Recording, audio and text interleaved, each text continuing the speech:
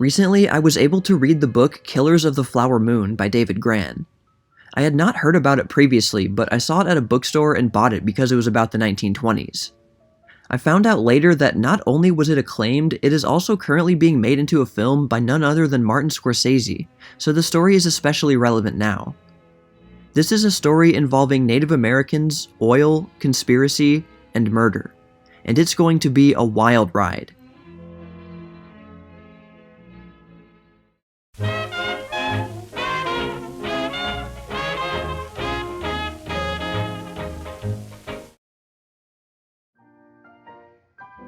In the early 1920s, the Osage tribe in Oklahoma was in a unique position to say the least.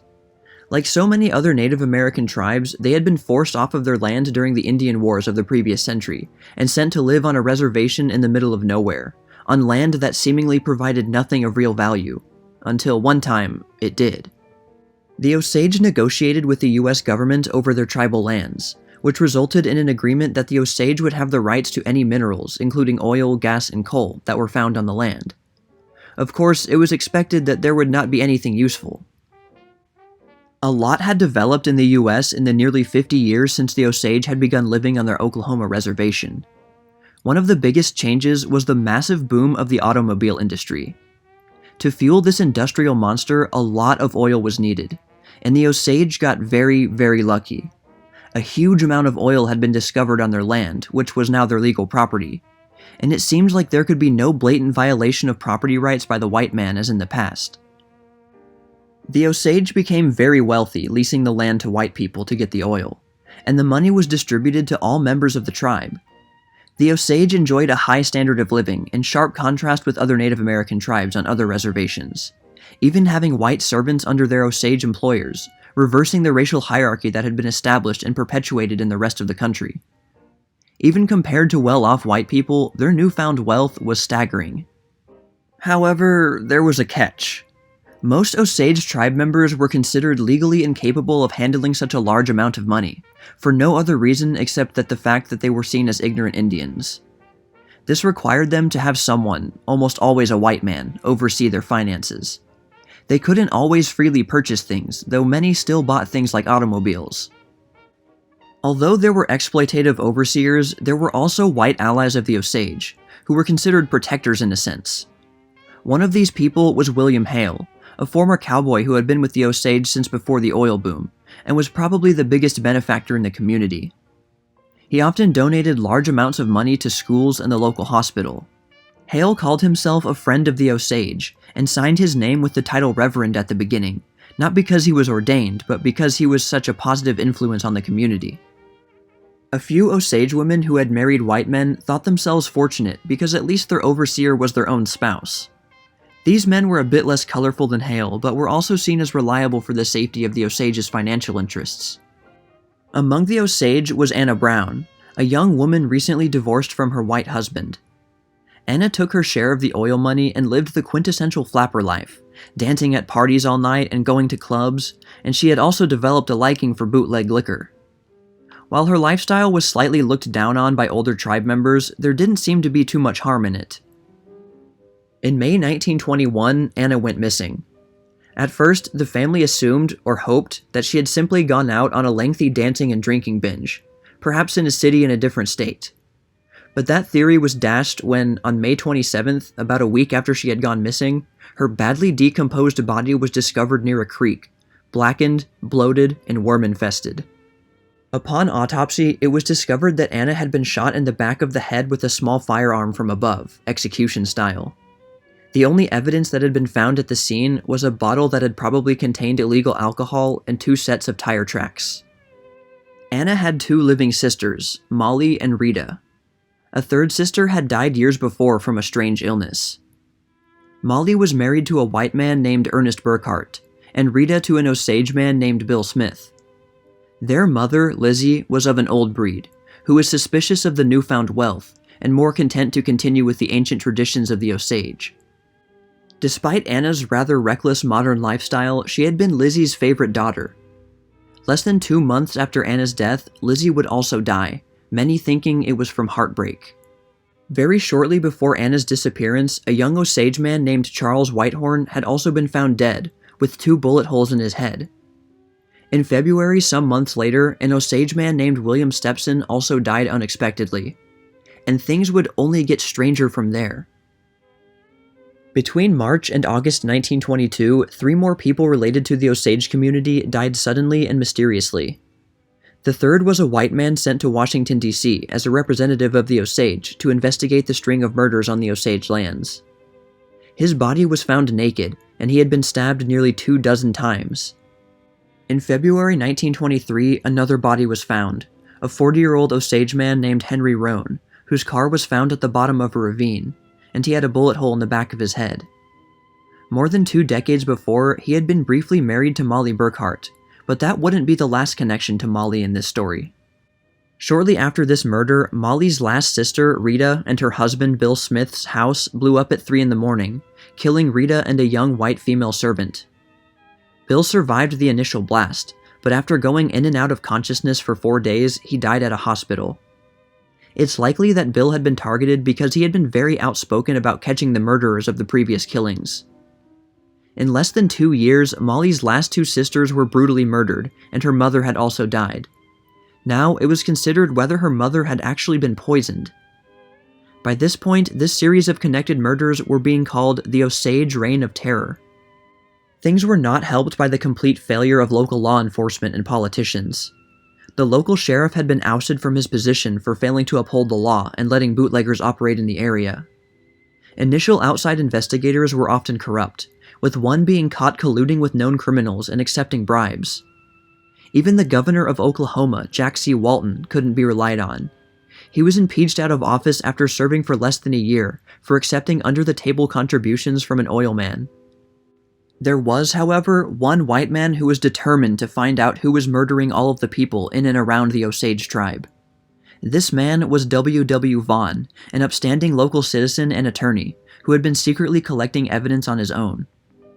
In June 1923, he was summoned to the bedside of a nephew of a famous Osage chief, who was dying in a hospital from an apparent poisoning. After making the trek, partly by train, Vaughn was able to get there in time. The dying Osage man specifically chose Vaughn to tell him what he knew about who poisoned him. Vaughn wrote down all that the man said, and seemed satisfied that this new information was a big break in the case. But after Vaughn hopped on the next train back, he was never seen again. About 2 days later, his body was found beside the railway tracks, having been thrown from the moving train and his neck broken. To make things even stranger, his secret stash of evidence had been cleared out. Vaughn left behind a wife and 10 children, who were all supported by the Osage, though still lived in poverty for a long time. I haven't mentioned all of the murders individually, but by this point, 24 Osage tribe members had been killed, along with a few white men who had tried to help them or had possible inside information. Then there was also the revelation that Anna Brown had been pregnant at the time of her death. Things were already out of hand, and the terror was widespread in the Osage community. People were suddenly dying everywhere, and no one really knew why.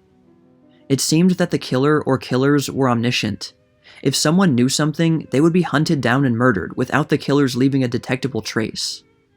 And local authorities had been effectively frightened into inaction, having received multiple threatening anonymous messages. The Osage needed something bigger than local or even state support, and they eventually received it from the relatively new Bureau of Investigation, which later became the Federal Bureau of Investigation. The Osage murders had gone all the way up to J. Edgar Hoover himself. The lead investigator on the case was Tom White, a former Texas Ranger with a very perceptive mind. Only months after White took up the case, progress seemed to be going well. The investigation also involved a number of undercover agents who tried to befriend suspects and glean information from them casually. First, White was suspicious about the fact that the bullet that had killed Anna Brown had never been found, despite there being no exit wound. The local doctors, the Schoen brothers, claimed that they had searched the inside of Brown's head. White believed they had purposely disposed of the evidence. Then it was discovered that the brothers had talked privately with Bill Smith as he was languishing on his deathbed in the hospital. It turned out that they were trying to get Smith to sign legal papers giving one of the brothers the rights to his Osage wife's estate. This was taken as evidence of the widespread and sleazy financial and legal corruption involving Osage finances, but that did not necessarily connect to the murders. This led to a wider investigation of the extensive corruption. It was discovered that judges appointed those who had supported them during elections as overseers of Osage tribe members as a reward. When an overseer funneled Osage money into their own pockets and the case went to the local judge, the case was ignored. Many overseers and judges were in cahoots in this way.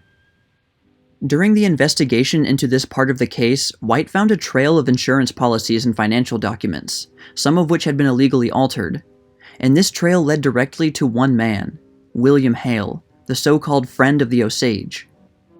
It also became an important fact that Molly's husband, Ernest Burkhart, and his brother Brian were Hale's nephews, and were said to be fiercely loyal to him to the point of being his minions. It soon became apparent what the motive was. Perhaps unsurprisingly, it was the Osage's wealth. The fact that many of these murders seemed to surround Molly Burkhart and her family was also no coincidence. White discovered that Hale was funneling individual tribe members' shares of the Osage Mineral Trust to Molly Burkhart's family. Then, with those family members dead, the shares would go to Molly herself. These shares in the mineral trust were inherited by another tribe member, though it was possible to pass them down to others not part of the tribe. This could be accomplished easily if a tribe member was married to an outsider. If this was a white person, then they could act as the overseer of the finances and also inherit the shares upon the tribe member's death. And who was the overseer of Molly's finances? None other than her husband, Ernest Burkhart, the unusually loyal nephew of William Hale. And if Molly died, all of the accumulated money would go straight to him. Tom White believed he had the culprits. Now it was just a matter of getting enough evidence to take them down.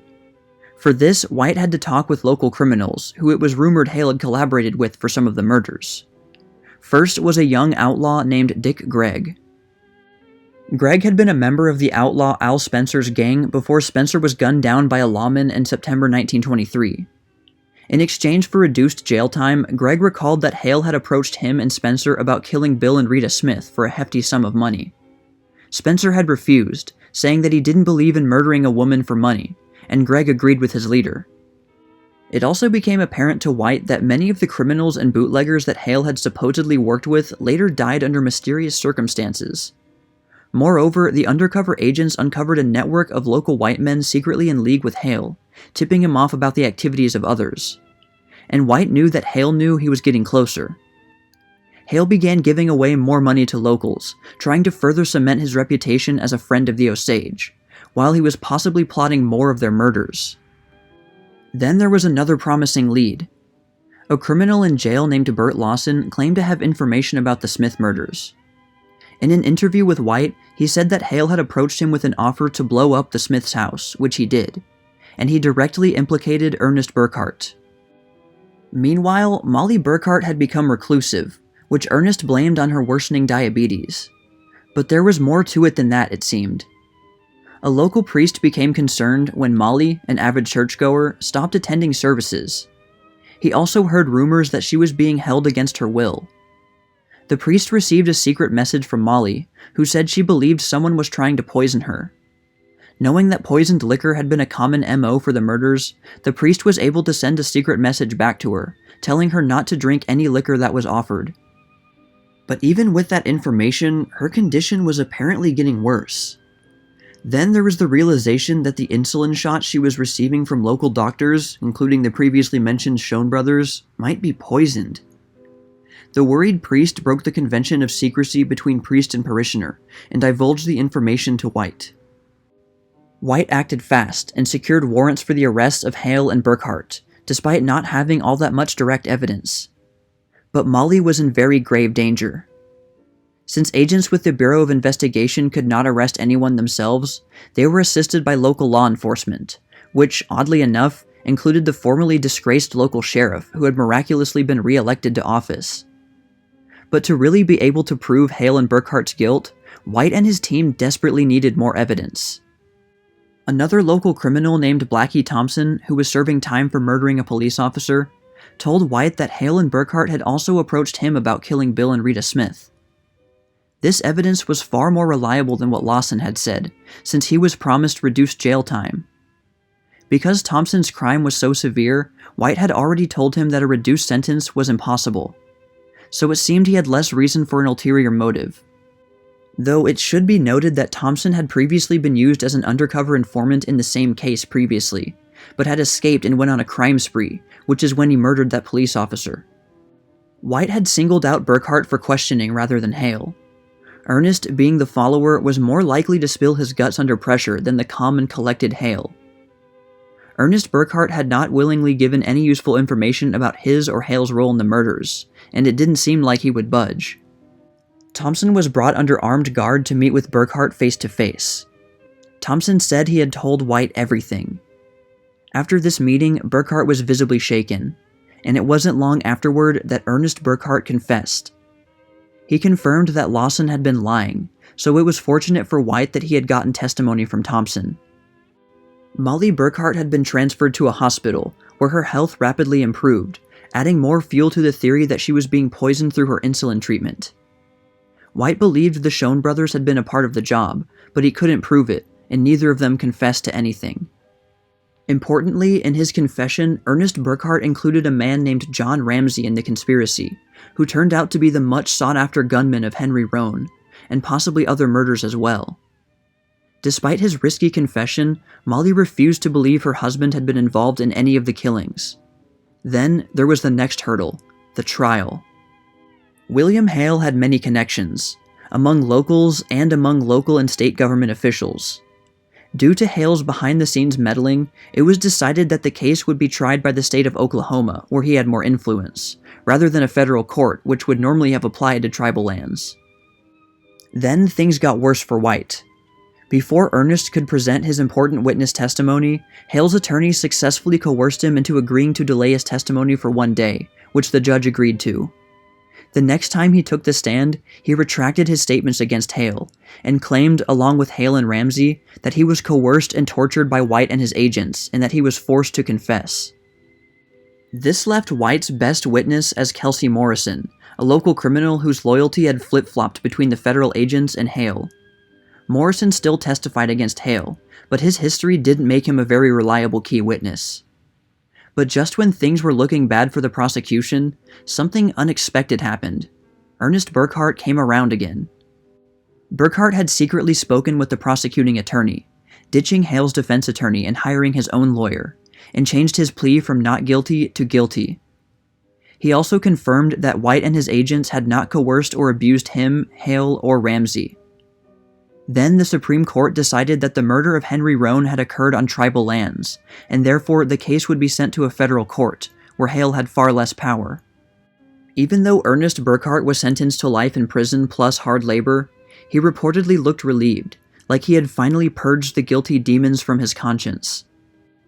After there were fairly reliable reports that at least one juror had been bribed and that one witness had been threatened with death by Hale's defense attorney, the judge dismissed the jury and a new one was assembled.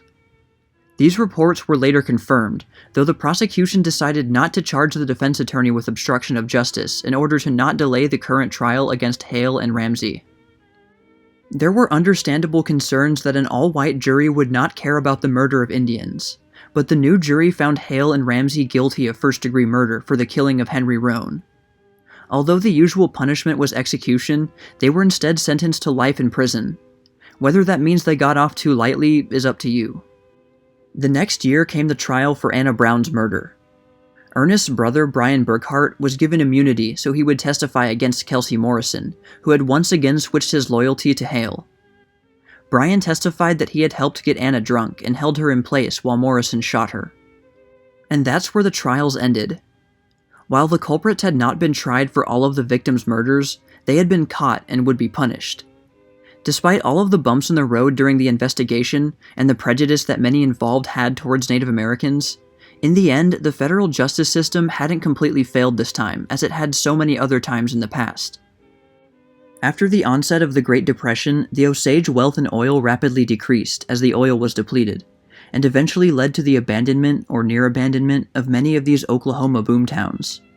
The Osage could no longer be rich without working. There's a cruel and bitter irony in all of this. The Osage were killed for their money. Then when the murder plot was solved and the culprits punished, there was no more money. It was almost as if they had died for no reason, not even one as selfish and greedy as material wealth. Before this video ends, let's take a quick look at what happened to the main players in this case in the following years. First, Molly Burkhart, the most tortured person in this whole story. Her last two siblings had been brutally murdered. Her mother had died shortly afterward. Her husband had committed the ultimate betrayal. And, during the trials, her 4-year-old daughter had died. It's difficult to imagine putting yourself in any situation that even remotely reaches such levels of pain. After the trial for the murder of her sister, Anna, she finally came to the hard realization that Ernest was telling the truth, that he had assisted in the murder plot that claimed her family and friends. Her affection and trust for him quickly evaporated, and she quickly divorced him. Unfortunately, her 2 surviving children were stigmatized for the rest of their lives for their blood relation to Ernest, now considered one of the most hated people in the community. And it was something that they couldn't possibly escape from. Molly married another man in 1928, and by all accounts, it was a happy marriage. In 1931, Molly was finally able to be legally deemed competent to manage her own finances, and became a full American citizen. She died 6 years later in 1937, at the age of 50.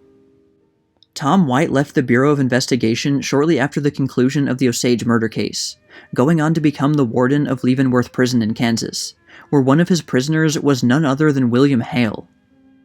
In 1931, White was nearly killed when rioting prisoners kidnapped him at gunpoint, took him away for leverage, and ended up shooting him point blank with a shotgun and left him for dead in a ditch. But miraculously, White survived, though had a limp left arm for the rest of his life. He later became the warden of another prison. He died in 1971 at the ripe age of 90. William Hale, the evil kingpin in all of this, believe it or not, was actually released from prison in 1947 after serving 20 years at Leavenworth due to good behavior and being a model prisoner. He lived more than a decade as a free man, though he wasn't allowed to go to Oklahoma. He died in 1962 at the age of 87. Even while in prison, he had still referred to himself as a true friend of the Osage people and never admitted to orchestrating any of the killings. Ernest Burkhart, perhaps the most complex character in this story, was released from prison in 1937, but was sent back for reportedly robbing an Osage home. He was released again in 1959, and was barely able to get an official pardon from the state of Oklahoma in 1965, which allowed him to live in the state again. He moved back to Osage County, then moved again to another county nearby. He lived more or less destitute in a trailer until he died in 1986 at the age of 94. Brian Burkhart, Ernest's brother, who had also assisted in at least one of the murders, died in 1985 at the age of 86. For some reason, I couldn't find any information on John Ramsey after he was paroled in 1947, the same time as William Hale. Dick Gregg, the outlaw who had testified that Hale had asked him to kill Bill and Rita Smith, was shot and killed after he murdered 2 Tulsa policemen in 1929. A similar fate awaited Blackie Thompson, the outlaw that implicated Ernest Burkhart, when he was also killed by lawmen in 1934. Understandably, many in the Osage Nation were upset that Hale, Burkhart, and Ramsey didn't serve out their life sentences, and believed this to be a severe lack of the maintenance of justice from the same justice system that had so rightfully convicted them in the first place. Despite the severity and cold-bloodedness of the Osage murders, the case has been largely forgotten outside of the Osage community for over a century, but it looks like that is about to change.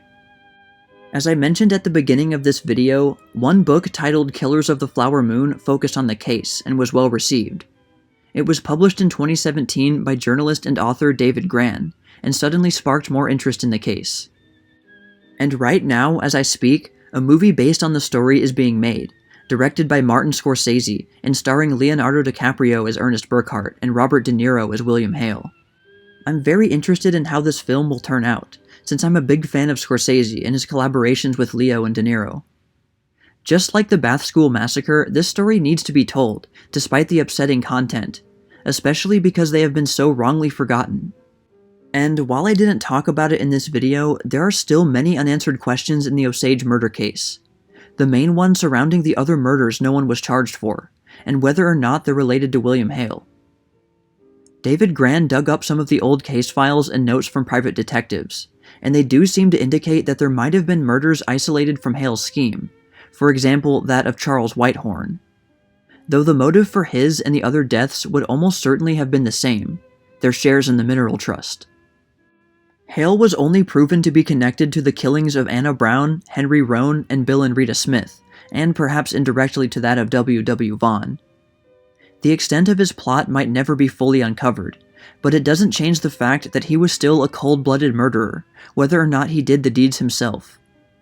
He took the lives of innocent people just for their money. It's also unknown exactly how many victims there were in total, Hale's or otherwise, since any death that was even slightly suspicious could have been related. Any sudden, unexpected, or mysterious deaths in the general vicinity could possibly be included in the total count, but it's likely too late to connect them now. And there are others that might never have even been discovered. If some of the other murders aren't related to Hale, and this does seem to be the case, that would just be another glimpse into the extent of the dark depths of human nature and greed, and the troubles that great wealth can bring. The elders of the tribe had probably been right to be suspicious. The prospect of amassing a fortune without doing any actual work had driven people to do horrific things. If it hadn't been for the oil and the money, perhaps none of this would have ever happened to the Osage.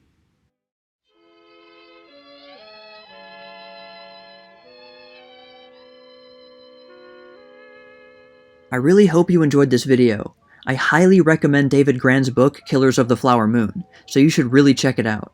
It's not a super dense read, and it's a rare instance of a well-researched history book that is also a page-turner. The man really has a knack for striking that balance. And I hope you're looking forward to the movie as much as I am. Well, anyway, that's all for now, all you sheiks and gals out there, but stay tuned for more tales from the Jazz Age.